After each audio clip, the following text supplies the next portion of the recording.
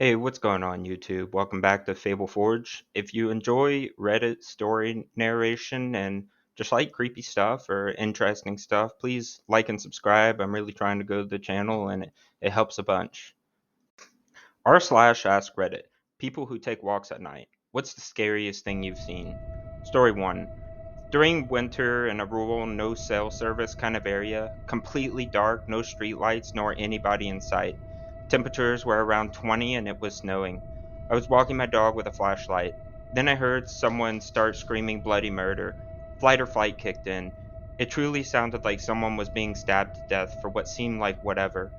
I chose to find out what's going on. What I found instead was beyond anything I expected. He was a 5-year-old boy wandering down the road all alone. All he was wearing were light flannel pants and a thin t-shirt, no shoes or hat, and screaming so loudly it echoed through the hills. I dropped my dog's leash and walked up to him slowly, gently, and repeatedly telling him that I'm a mom and that he's gonna be okay. I wrapped him into my arms and carried him to a neighbor's house to warm him by the fire and call for help. Story 2. I almost got kidnapped near a train station. Some dude drove up to me hella quick and insisted I was some missing Canadian child and that he'd take me home. Coincidentally, a motorcycle cop happened to drive by and immediately pulled over after I waved him down. He approached the car and the guy and very aggressively told him off. The cop didn't arrest the guy or anything. The guide apparently told the cops I'm some missing Canadian child story, but he did walk over to me to the train station and stayed with me until the train actually arrived. Story 3. Grew up in Japan. Not too small, not too big city. Worked a job that had me coming home daily around 2 to 4 a.m. I preferred to walk the back street that paralleled the main street home because it felt more cozy and peaceful. Nothing of note happened until one day. I turned the corner onto the side of the street, and halfway down there was a young woman. She wasn't doing anything, just staring at the sky, staring straight up, neck at a 90-degree angle, mouth slightly agape, long black hair hanging. I hesitated, but decided that nothing weird has ever happened here before. It'll be fine, so I went to walk by. I get up next to her. It's a narrow road, so not a lot of room to maneuver, and pause to look at her. She hasn't moved or reacted to me, she's just staring away. So I fight my instincts and ask her if she's okay. She doesn't react. I look up to see if there's something she's looking at, but there's nothing there. So now I'm thinking there's something medical going on, so I reach and touch her on the shoulder. She jolts and looks at me, but like she's just noticed me. I ask her if she's okay, and she just stammers and says she's sorry before hustling down the street in the same way I was headed.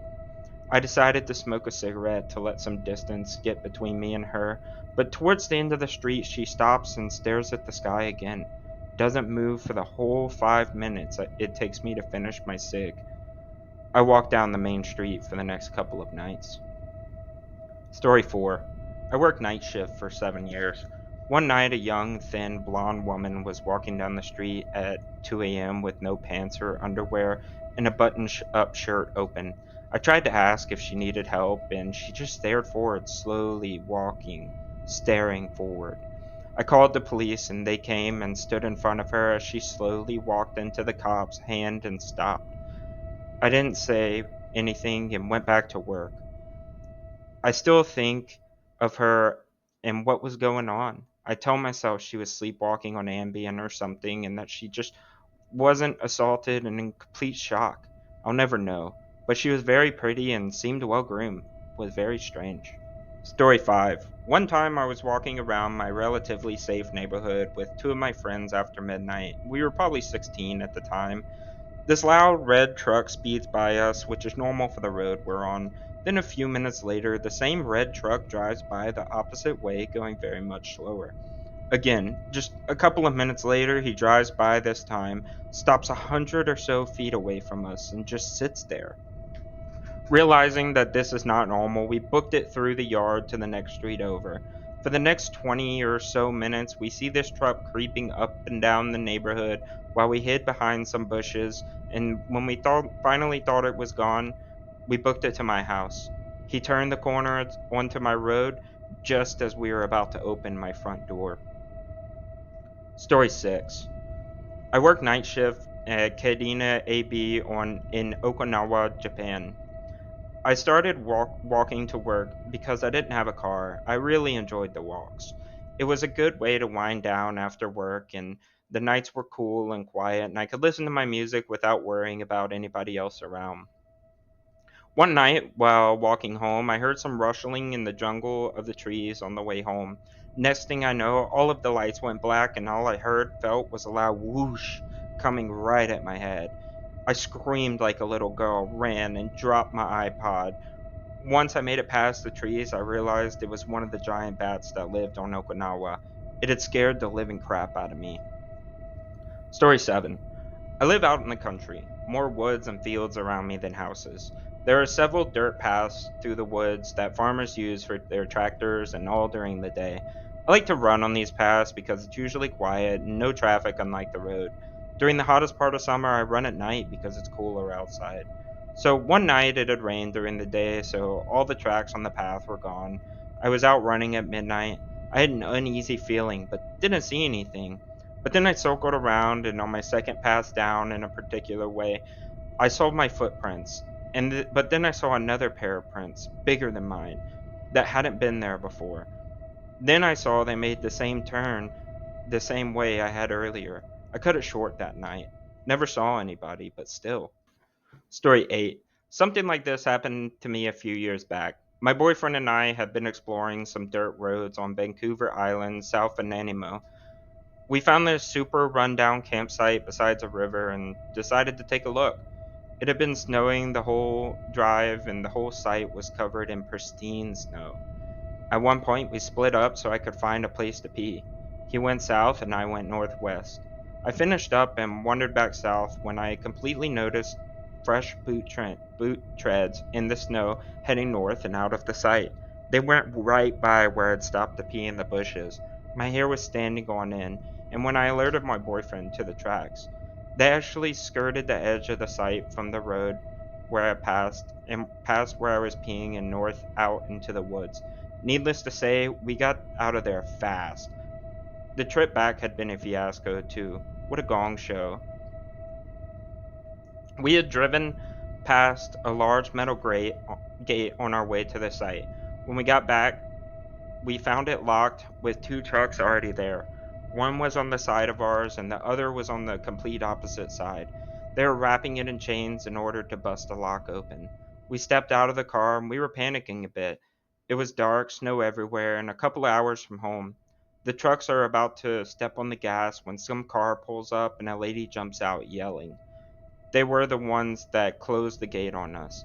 I suspect they did it on purpose since the signage said 6 p.m. and it was 5 p.m. The lady opens the gate and we all leave. The two trucks start driving away like maniacs. They were long gone by the time we got past the dirt road and onto the asphalt. That didn't last long though. We saw a lot of swerving tire tracks and it became clear they were showboating. Then we came across a wreck. One of the trucks was overturned on the opposite side of the road. The other truck and a few more drivers were there helping the occupants. They weren't injured, but their truck was definitely stuck in the ditch. Honestly, I'm surprised they were all fine.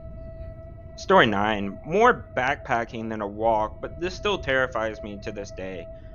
Our planned camping spot for the night was full. We'd backpack all the way to get to that location, and there still wasn't anywhere close to set up our tents. We called our guy on the outside to come pick us up as it was getting late. We didn't have anywhere to set up camp, and a storm was approaching. We hiked to the nearest exit point on the trail, met our pickup guy, and he drove us a few miles to the nearest campsite. We were familiar with that, so we basically just drove up to it. Long logging path pretty deep in the mountains that we had hiked to previous years, so we were kind of familiar with the area. Anyways, we hop out of the van and it's pitch black out. No moon. It's April in the mountains and still pretty chilly. We're cold, hungry, and exhausted. That's when we notice this guy staring at us behind a tree. I know this sounds like a no sleep story, but it's 100% true and probably the most scared I've ever been. We notice this guy, no headlamp, no equipment, no backpack, just standing there. One of our group, former Marine, yells at him to come out and explain what his deal is.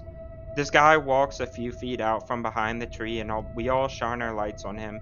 And I kid you not, this dude's white t shirt is covered in what looks like blood smears.